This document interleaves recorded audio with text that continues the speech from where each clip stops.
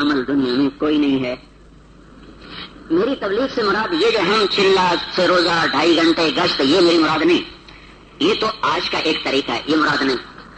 جس کے ذریعے جو بھی اللہ کے پیغام کو پہنچانے کے لیے اپنی جان مار رہا ہے وہ سب اس میں شامل ہیں. البتہ ایک چیز میں تبلیغ کو آج فضیلت حاصل ہے کہ اس سے زیادہ نفع بخش کام اس وقت اور کوئی, یہ سب سے زیادہ انفع ہے. یہی ہے, یہ بات تو صحیح نہیں, یہ بھی ہے اور بھی ہے, لیکن سب سے نفع بخش صورت جو اس وقت ہے جس سے امت نفع اٹھا رہی ہے اور کس و ناکس قریب آ رہے ہیں اور طالب غیر طالب دونوں جڑتے چلے جا رہے ہیں. ہر مکتب کے مسلمان, ہر دیش کے مسلمان کھچ کے آ رہے ہوں. اس وقت اللہ تعالیٰ کی جو قبولیت عامہ ہے وہ تبلیغ کے ساتھ ہے.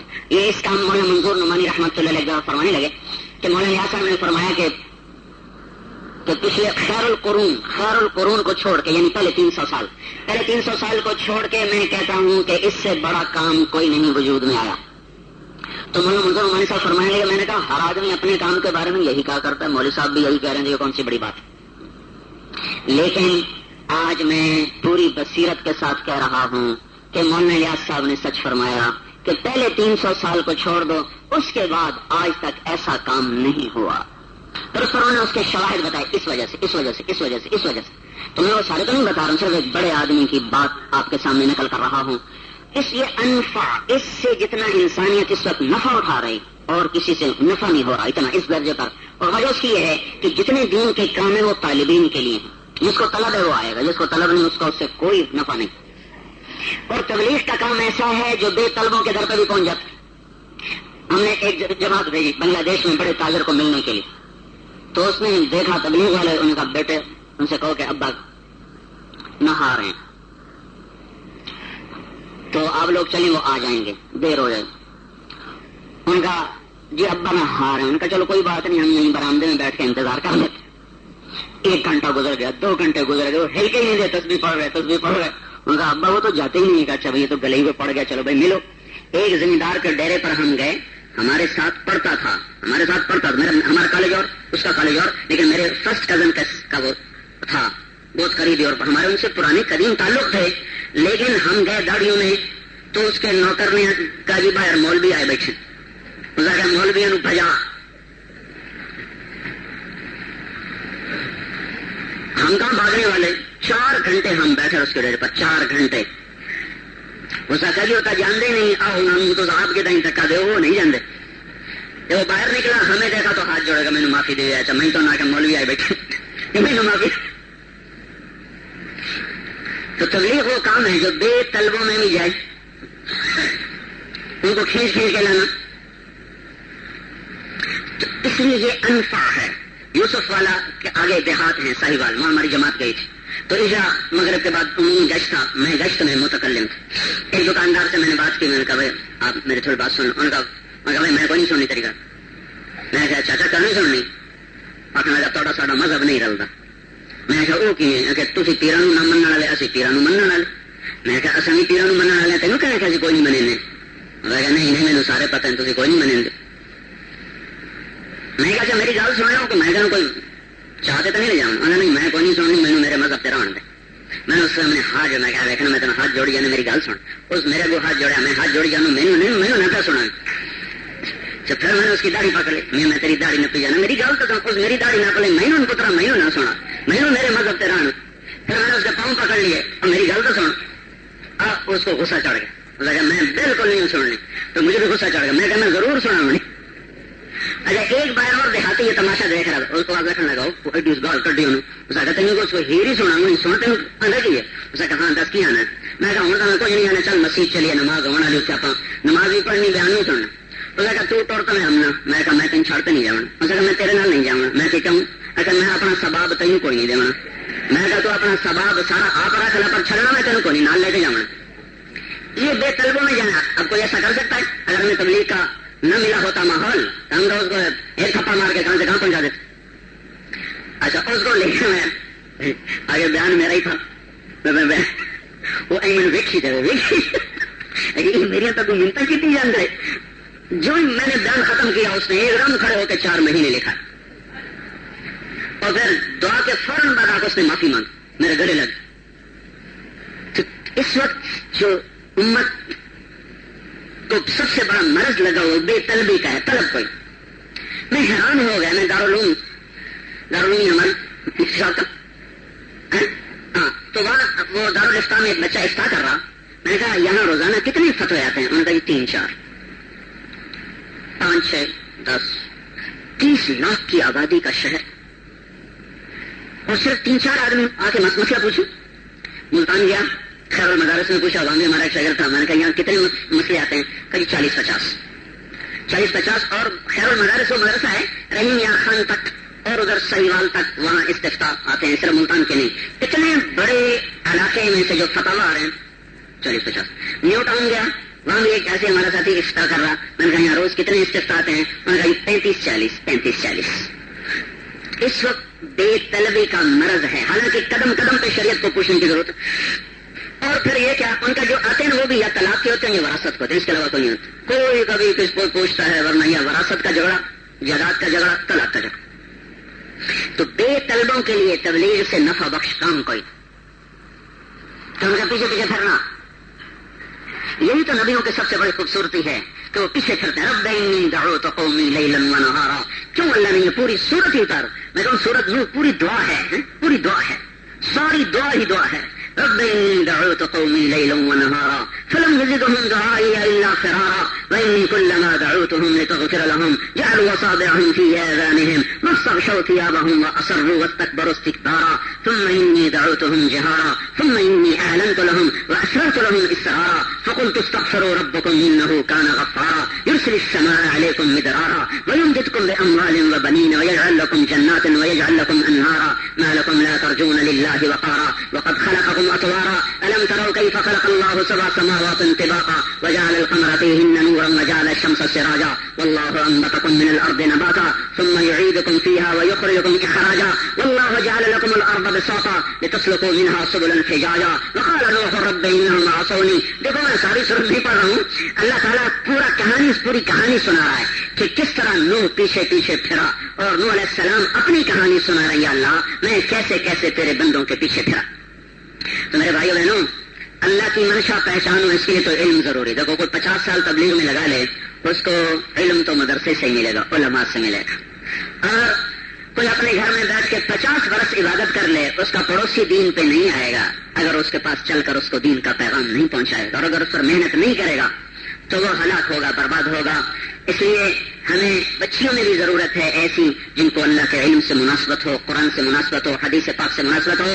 اور طلبہ میں اور جوانوں میں بھی ضرورت ہے ایسے نوجوانوں کی جن کا علم گہرا ہو، راسخ ہو، مزاج شریعت کو سمجھتے ہوں اور آج کے مسائل کا حل شریعت کی روشنی میں بتاتے ہوں. اور پھر ہمیں ضرورت ہے گھر گھر در در پھرنے کی تاکہ یہ نقل و حرکت اوروں کے اندر بھی اس پیغام کو زندہ کرنے کا ذریعہ بنے. یہ بہت بڑی تجارت ہے جس کا کرنے والا کبھی کھاتے میں نہیں، کبھی ٹوٹے میں نہیں، کبھی خسارے میں نہیں. اللہ تعالیٰ نے پھر ایک اور آیت اس کے ساتھ جوڑ کر اس کی ایک تھوڑی سی اور ایک یعنی اس کام کی خوبصورتی اور سامنے آتی ہے. اللہ تعالیٰ فرماتے ہیں فمن شاء اتخذ الی ربہ سبیلا. اللہ کی طرف جانے کے راستے متعدد ہیں، ایک نہیں. سبیل نکرہ ہے، اس کا مطلب ہے ہر وہ راستہ جو نصوص قرآنیہ، اصول شریعت، اصول حدیث سے نہ ٹکراتا ہو، وہ سبیل الی اللہ ہی ہے. اس پر چلنے والا اللہ تک ضرور پہنچے گا. لیکن ان سب سبل میں اور اس سبیل میں جو اللہ تعالیٰ نے اپنے نبی کو سبیل اختیار کر کے اپنی پسند سے دیا، وہ قل ہذہ سبیلی ادعو الی اللہ. آپ ان کو کہیے کہ یہ ہے میرا راستہ، میں تو اللہ کی طرف بلاتا ہوں. اس لیے پڑھا بھی جائے، سیکھا بھی جائے، پہنچایا بھی جائے، پھیلایا بھی جائے. یہ سارے کام مل جل کر ہوں گے تو انشاءاللہ اثر نو بہار کی امید ہے. توقع ہے کہ اللہ تعالیٰ شاید اب ہدایت کو عام کر ہی دے، کیونکہ ہر چیز کی ایک حد ہوتی ہے. جب اس کی حد ہو جاتی ہے پھر اس کا زوال شروع ہوتا ہے. اب باطل اپنی حد کو پہنچ چکا ہے، اس سے آگے کوئی حد نہیں، اس نے تو گرنا ہے. اب ہم تھوڑی ہمت کر کے، تھوڑی سی کوشش کر کے بس کو اس میں اپنا حصہ ڈال لیں، اس کے لیے محنت کر لیں تو انشاءاللہ العزیز اللہ کی ذات سے امید ہے کہ دین بھی زندہ ہوگا اور ہمیں بھی اس میں حصہ ملے گا. تو اس کے لیے کچھ ارادے ہو جائیں، کچھ وعدے ہو جائیں. اب اس کے بغیر تو ہمارا کوئی کام، ہمارا کوئی بیان پورا نہیں ہوتا. تو کچھ ارادوں کا اظہار ہو جائے اور کچھ ایسے ہی. اگر مدرسے میں تو چھٹی ہو رہی ہوگی، 2 مہینے کی چھٹیاں ہیں تو معلمات 15 دن اپنے خاندانوں کے ساتھ دکھائیں اور معلمین، مدرسین، علماء اور یہ عوام، یہ سارے بھائی چلے 4 مہینے کے ارادوں کا اظہار فرمائیں اور کم از کم 3 دن کی جماعتیں تو بن کے نکل جائیں مستورات کی.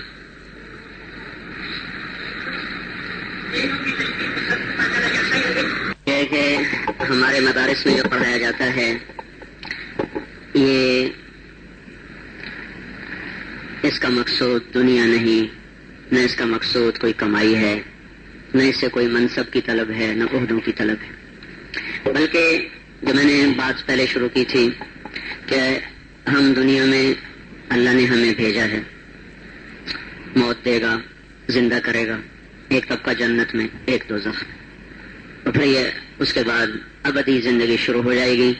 جیسے اللہ اکبر، کبھی کبھی میں اللہ کی ذات کا تصور کر کے جنت دوزخ کو سوچتا ہوں تو ایسے کب کبھی تاری ہو جاتی کہ اللہ کی تو کوئی حد ہی نہیں نا، کبھی کبھی کبھی کبھی کبھی نہ ختم ہونے والی ذات. تو اگر کوئی آگ میں چلا گیا تو ایسا ہمیشہ جلے گا، اور کوئی جنت میں چلا گیا تو کبھی کبھی نہ ختم ہونے والے مزے اٹھائے گا.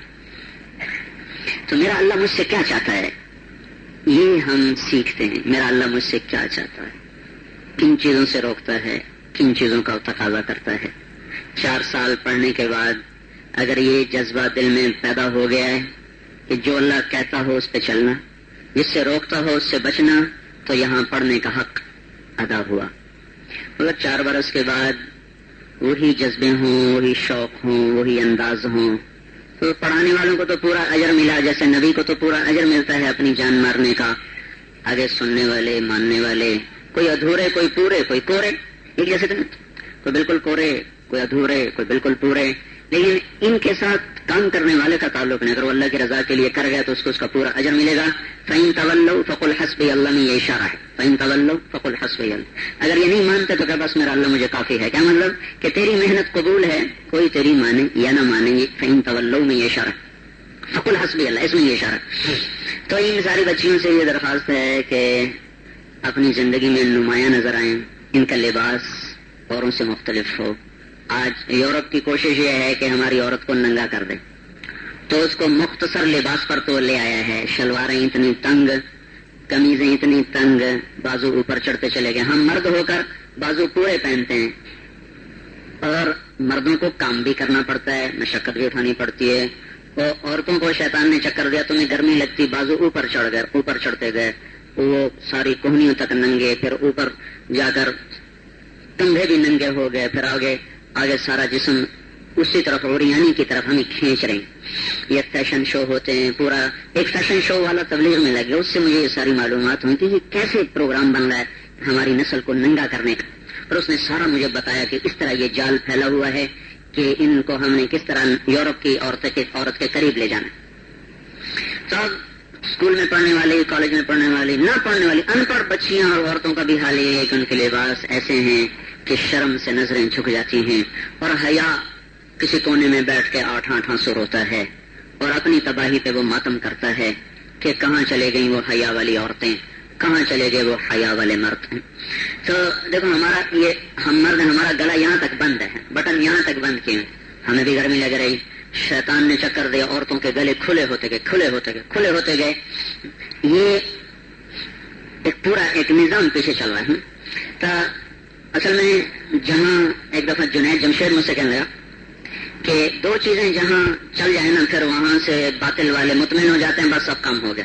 ایک نوجوانوں میں جین چل جائے، عورتوں میں اسکرٹ چل جائے، تو بس وہ کہتے ہیں ابھی یہ ہوں ساڑھے نوکر نے ہوں لوڑ انہوں کسی کچھ آخر دی. تو جین تو چل گئی نوجوانوں میں، اور لڑکیوں میں پتلونیں آ گئی. جو زیادہ مالدار لوگ ہیں، ڈیفینس میں رہتے ہیں، پیپل کالونی میں یا کراچی میں، ان کی بچیوں نے پتلونیں شروع کر دی ہیں. اور اسکرٹ بھی آ جائے گا چند، شلواریں تو اوپر چلی گئی ہیں. ٹخنے تو مردوں کو ننگے رکھنے کا حکم تھا نا، کہ عورت کو تو پاؤں بھی چھپانے کا حکم، لیکن وہ ان کے ٹخنے کیا اوپر سے اوپر یہ صرف ننگا کرنے کی کوشش ہے. اور عورت کی اوریانی میں عورت کی رسوائی ہے، عورت کی عزت چھپ جانے میں ہے، عورت کی عزت پردے میں ہے. جاؤ یورپ کی عورت سے پوچھو کہ بے پرد ہو کر انہیں کیا ملا ہے.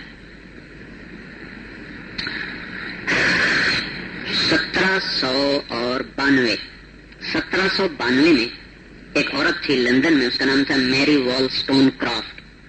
اس نے سب سے پہلے یہ نعرہ لگایا کہ عورت مرد شانہ بشانہ چلیں اور عورتوں کو آزادی دو. اور اس پر اس نے کتاب لکھی آزادی نسواں، آزادی نے عورتوں کی آزادی. ورنہ اس سے پہلے یورپ میں بھی ایسا نہیں تھا. پھر اس تحریک کو شیطان نے خوب پمپ کیا، بڑھتے جب وہ بالکل باہر آ گئی تو اب 1998 میں سروے کیا گیا. 1792, 1998, 200 سال سے سروے کیا گیا، عورتوں سے پوچھا گیا کہ آپ کو یہ زندگی پسند ہے کہ گھر کی زندگی پسند ہے، تو 95% عورتوں نے کہا ہم گھر لوٹنا چاہتی ہیں، لیکن نہ ہمیں خامد ملتے ہیں نہ ماں باپ ملتے، خامد نہیں ملتے۔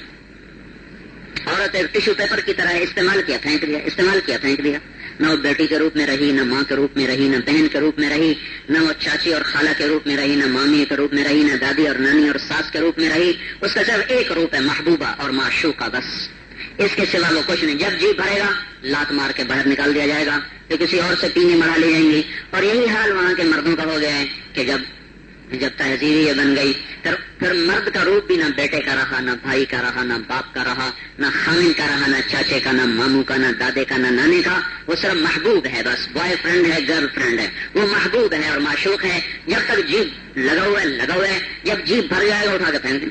وہاں کا قانون تو عورت کے حق میں زیادہ چلتا ہے۔ تو بڑے درد کی بات ہے کہ ہماری نسل بڑی اعلیٰ سطح پر اور بڑے خوفناک طریقے سے مغرب کی طرف کھینچی جا رہی۔ تو یہ بچیاں جہاں جائیں پردے کو زندہ کریں، ان کا وجود پردہ ہو، ان کا لباس پردہ ہو۔ آریات، کاسیات، آریات، اللہ کے نبی نے کہا تھا ایک زمانہ آئے گا ایسی عورتیں آئیں گی جنہوں نے لباس پہنا ہوگا، اس کے باوجود بھی وہ ننگی ہوں گی۔ یہ جنت کی ہوا بھی نہ سونگھ سکیں گی، جنت کی خوشبو بھی نہ سونگھ سکیں گی۔ مسلمان عورت کی ایک پہچان ہے۔ سیدہ نفیسہ رحمۃ اللہ علیہ امام حسن کی پڑپوتی ہیں۔ اللہ اکبر، اللہ نے ایسا علم دیا تھا۔ مصر میں تھی، امام شافعی بھی مصر میں تھے، آخری ہم نے وہیں فوت ہوئے دونوں۔ تو ایک آدمی نے ان سے پوچھا کہ امام شافعی کے بارے میں آپ کا کیا خیال ہے؟ تو کہنے لگے میرے نزدیک وضو کرنا اچھی طرح جانتا ہے۔ یہ ان کے علم کی سطح تھی، وضو اچھی طرح جانتا۔ روزے سے انتقال ہوا اور قرآن پڑھ رہی تھی، قرآن پڑھتے پڑھتے ایک دم زوف ہوا، گر پڑی۔ تو انہوں نے کہا دوائی کھائیں۔ نہیں، ہمیشہ اللہ سے تمنا کی کہ روزے میں جان نکلے، روزے میں آج وہ وقت آ گیا تو میں افطار کر دوں، یہ اللہ کے دربار میں جا کے پانی افطار کروں گا۔ تو ہم ادھر لوٹانا چاہتے ہیں اپنی بچیوں کو، اپنی نسل کو، ان کے اندر وہ تقوی، وہ حیا، وہ پاک دامنی، وہ عفت ہو۔ تو پہلی چیز جو پہلا تاثر لباس سے بنتا ہے، کس کا لباس کیسا؟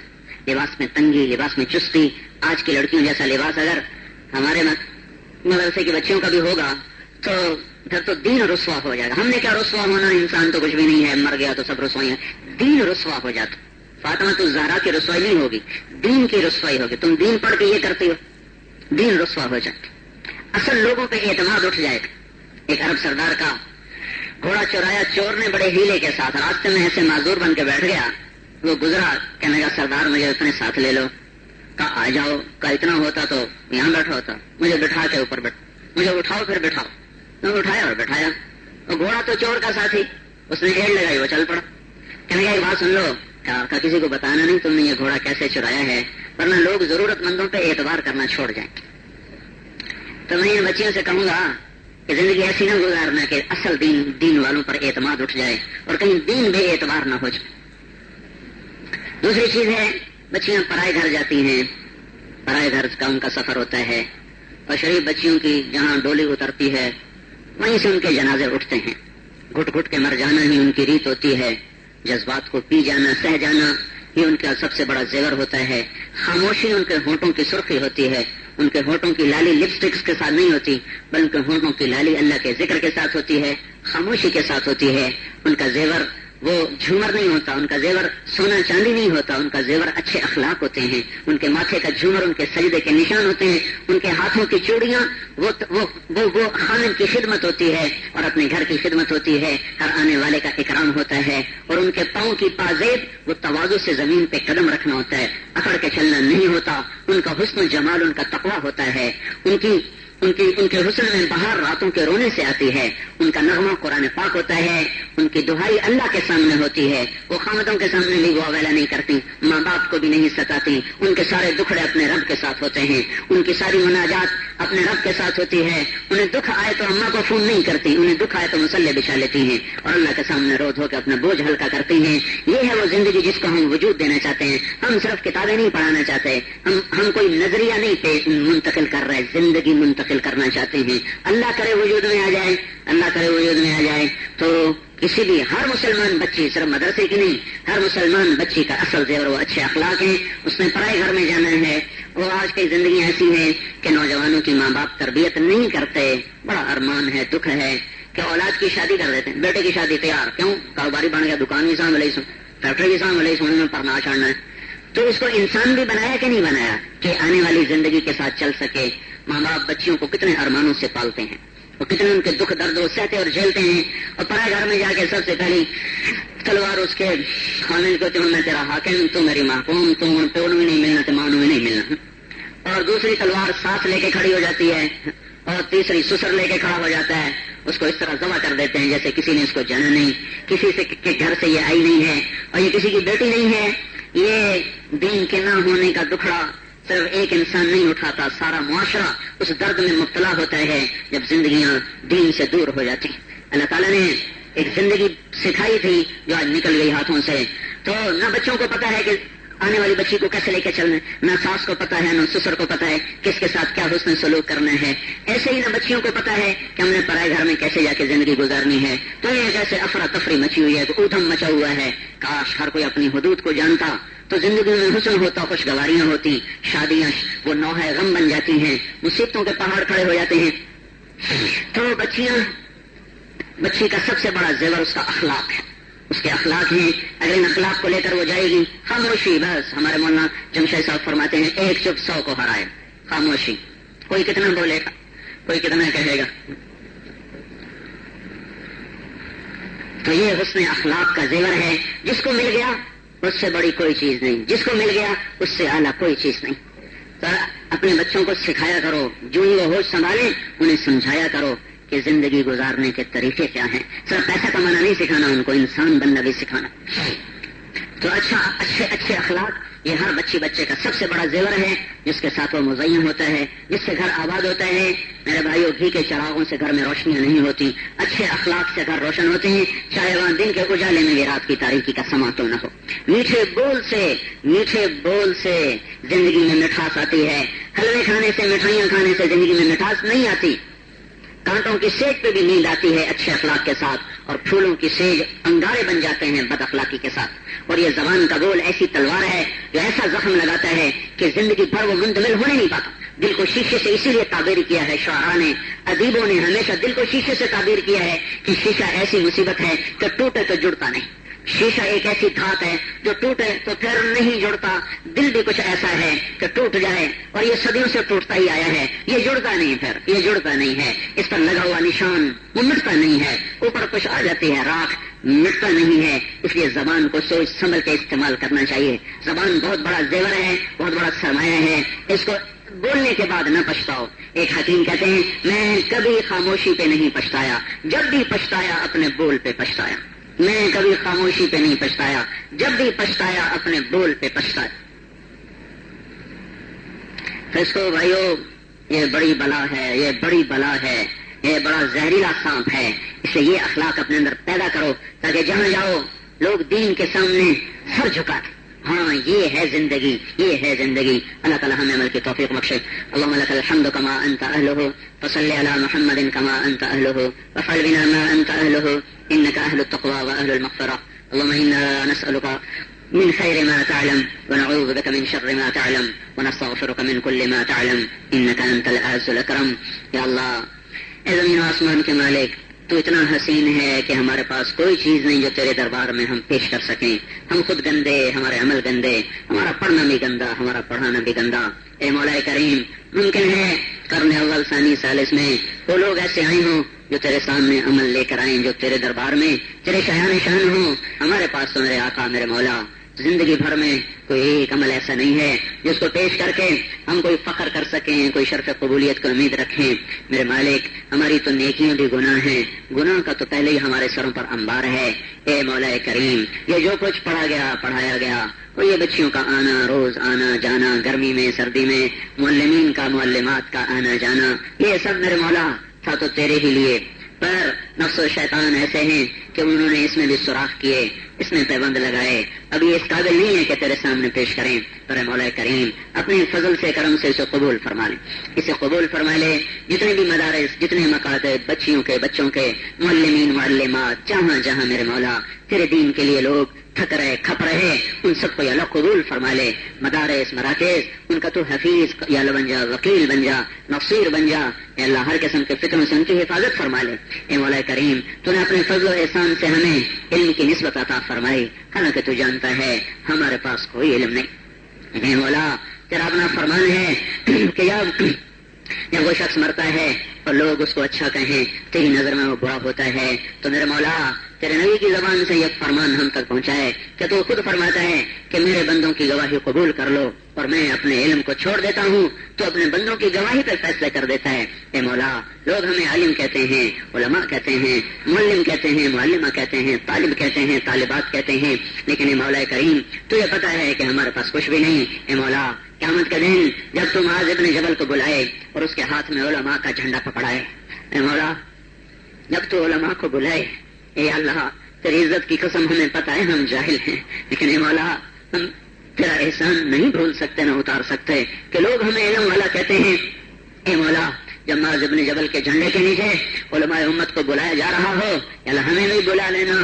جب احمد ابن حنبل کو بلایا جائے، جب ابو حنیفہ کو بلایا جائے، جب مالک کو بلایا جائے، جب شافعی کو بلایا جائے، جب ابن عباس و اکرمہ کو بلایا جا رہا ہو، جب حسن بصری مکحول کو بلایا جا رہا ہو، جب بخاری مسلم ابن ماجہ کو بلایا جا رہا ہو، جب نسائی کو، ابو داؤد اور ترمذی کو جب بلایا جا رہا ہو، تو اے مولا ہمیں پتہ ہے ہمارے پاس کچھ نہیں ہے۔ اے مولا ہمیں بھی بلا لینا، ہمیں بھی بلا لینا، دور کہیں ان کے پیچھے ہمیں کھڑا کر دینا، دور کہیں پیچھے ہمیں ان کے کھڑا کر دینا۔ مالک کے ساتھ ڈرائیور بھی سفر کرتا ہے، آقا کے ساتھ ڈرائیور بھی سفر کرتا ہے، گاڑی مالک کی ہوتی ہے، چلانے والا ڈرائیور ہوتا ہے، لیکن سفر دونوں کا ایک ہی موٹر میں ہوتا ہے۔ میرے مولا وہ ہمارے سردار تھے، ہم ان کے نوکروں کے بھی نوکر ہیں میرے مولا، وہ آقا تھے، ہم ان کے نوکروں کے بھی نوکر ہیں میرے مولا۔ اچھے نوکر بھی بن جاتے تو بڑی بات تھی، ہم تو اچھے نوکر بھی نہ بن سکے میرے مولا، تیرے دین پہ تھبے لگنے کے سبب بنے، اصل لوگوں کے بدنام ہونے کا ذریعہ بنے۔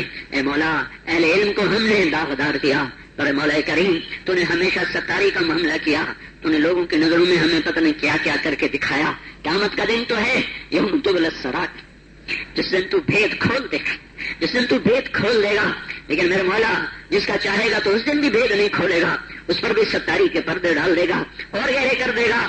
یہ مولا کریم جب قیامت کے دن امت کے علماء مرد، عالمات، علماء عورتیں، جب فاطمہ کو بلایا جائے، جب سیدہ عائشہ کو بلایا جائے، جب ام المؤمنین ام عائشہ کو بلایا جائے، جب ام سلمہ کو بلایا جائے، جب جویریہ خدیجہ کو بلایا جائے، جب سیدہ نفیسہ کو بلایا جائے، اے مولا کریم تو یہ ہماری بچیوں کو بھی ساتھ ہی بلا لینا، ان کو بھی بلا لینا میرا مولا، ان کو ان کی باندیوں میں کہیں جگہ دے دینا، ان کی نوکرانیوں کی نوکرانیوں میں کہیں جگہ دے دینا، نہ تیرے خزانوں میں کمی، نہ تیرے عرش کے سائے میں کمی، نہ تیری وسعت میں تنگی۔ اے مولا کریم تو سب کو نواز دے، تجھے کوئی فرق نہیں پڑتا۔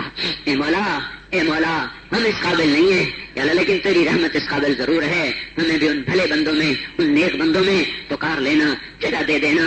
تیرے محبوب نے فرمایا تھا میری امت کے علماء کا جھنڈا معاذ بن جبل کے ہاتھ میں ہوگا، جس کو وہ سب کو لے کر جنت میں جائے گا۔ جب سارے گزر جائیں اے مولا ڈرائیور بھی تو ساتھ ہی جاتے، نوکر بھی تو ساتھ ہی جاتے ہیں مولا، نوکرانیاں بھی ساتھ جاتی ہیں یا اللہ، باندیاں بھی ساتھ جاتی ہیں یا اللہ، ہمیں بھی ان کے ساتھ گزار دینا، ہمیں بھی ان کے ساتھ گزار دینا۔ نہ تجھ پہ کوئی سوال آئے گا، نہ تیری جنت میں کوئی کمی آئے گی یا اللہ، تیری تو جنت کا ایک درجہ پوری دنیا کے انسانوں کو کافی ہے، اور تم نے تو اتنی بنائی ہے کہ تیرے سوا کوئی جانتا بھی نہیں کہ وہ کیا چیز ہے۔ ربنا اے ربنا، اے ہمارے رب، اے ہمارے رب، اے ہمارے رب، تو نے دنیا میں ستاری کا معاملہ کیا تو آخرت میں بھی اس کو زیادہ حسین کر دینا، یہ پردے زیادہ گہرے کر دینا میرے مولا، ہمارے پردے چاک نہ کرنا، ہم رسوا ہو جائیں گے، ذلیل ہو جائیں گے، برباد ہو جائیں گے میرے مولا۔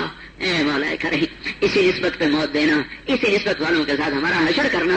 اے مولا پوری امت کو اپنے غضب سے بچا لے، پس گئی ہے مولا، ان کی کمیاں معاف کر دے، جن گناہوں کی وجہ سے تو روٹھا ناراض ہوا، ہمارے وہ گناہ معاف کر دے یا اللہ، امت کا نصیب بدل دے میرے مولا۔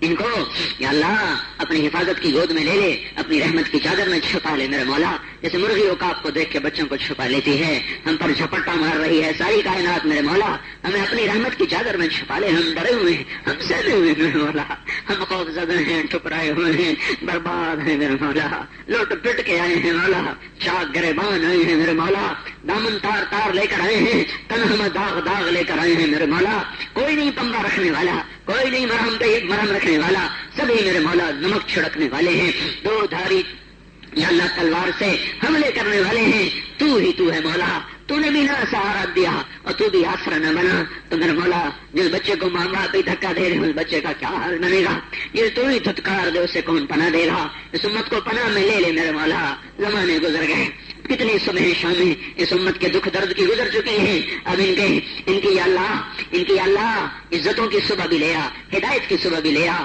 ان کی محبتوں کی صبح بھی لیا، امن و آشتی کی صبح بھی لیا میرے مولا، آج کے باطل کی گردن پکڑ لے مولا، یہ اپنے آپ کو خدا کہہ رہے ہیں، جس زمانے میں باطل خدا بنا تو نے آ کے خود پکڑ کے دکھا دیا کہ نہیں تو ہی الہ ہے زمین و آسمان کا، آج کے فرعونوں کو پکڑ میرے مولا، آج کے نمرودوں کو، قارونوں کو، شدادوں کو، حمانوں کو پکڑ جیسے تو نے پہلوں کو پکڑا، آج والے بھی کمزور، پچھلے بھی کمزور، آئندہ آنے والے بھی کمزور، تو قوی قادر مقتدر میرے آقا، تو آج کے باطل کو، ان کے عوام کو ہدایت دے دے، ان کے ناکوں کو چھانٹ چھانٹ کے میرے مولا عبرتناک سزائیں دے دے، فجعلہم نکال الآخرۃ والأولیٰ کر دے ان کو، نکال الآخرۃ والأولیٰ کر دے ان کو یا اللہ، تو قوی ہے ہم ضعیف ہیں، تو لا زوال ہے ہم زوال پذیر کیا ہوئے، زوال کی پستی میں جا گرے، یا اللہ دنیا بھی بہتر کر دے، آخرت بھی بھلی کر دے، باطل کے ہر مکر کو تار تار کر دے، پارا پارا کر دے، وہ باطل یا اللہ جس شکل میں آئے تو پہچانتا ہے، ہم نہیں پہچانتے، تو ہمارے لیے اور یا اللہ تو کفیل وکیل حفیظ رقیب بن جا میرے مولا،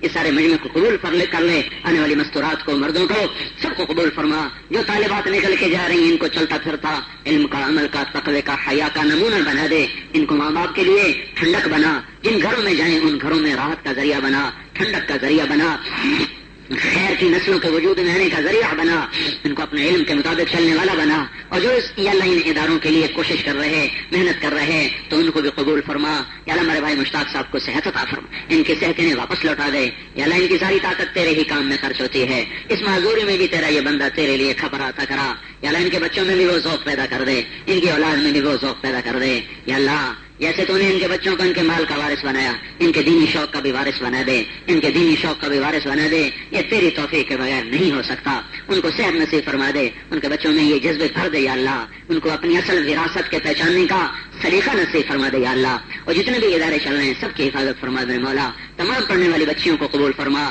یا اللہ، اس سال جتنے مدارس سے دورہ حدیث کر کے نکلنے والے طلبہ ہیں سب کو قرآن کا، حدیث کا چلتا پھرتا نمونہ بنا دے، علم و عمل کا خوبصورت سنجوگ بنا دے، خوبصورت سنگم بنا دے، انہیں ہدایت کے چراغ بنا دے، ربنا آتنا فی الدنیا حسنہ وفی الآخرۃ حسنۃ وقنا عذاب النار، مولا جتنے اس مجمع میں بیمار ہیں سب کو صحت نصیب فرما، جتنے مقروض ہیں ان کے قرض ادا کروا، جن کا اولادیں نہیں جن کو نیک اولاد عطا فرما، جن کو عطا فرمائی انہیں نیک فرما، جن کے بیٹے بیٹیاں جوان ہو گئے میرے مولا ان کے اچھے رشتے مقدر فرما، اے مولا بڑی یا اللہ قحط الرجال ہے میرے مولا، اپنے غیب سے اس کی خوبصورت شکلیں پیدا فرما، یا اللہ جو تنگ دست ان کی تنگی دور کر دے، یا اللہ اس مسجد کو بھی آباد کر دے، یا اللہ اس کو تکمیل تک پہنچا دے، یا اللہ اس کو تبلیغ والے اعمال سے مزین کر دے، تمام مساجد میں تبلیغ والے مبارک کام کو زندہ فرما دے، یا اللہ آنے والا رمضان آ رہا ہے، ہمیں اس کے استقبال کی توفیق عطا فرما، اس کے شایان شان ہمیں محنت کرنے کی توفیق عطا فرما، یا اللہ اس رمضان کو ہمارے لیے امت کے لیے جیسے تو نے 17 رمضان کو ایک نشانی بنایا تھا، اس آنے والے رمضان کو بھی امت کے لیے نشانی بنا دے،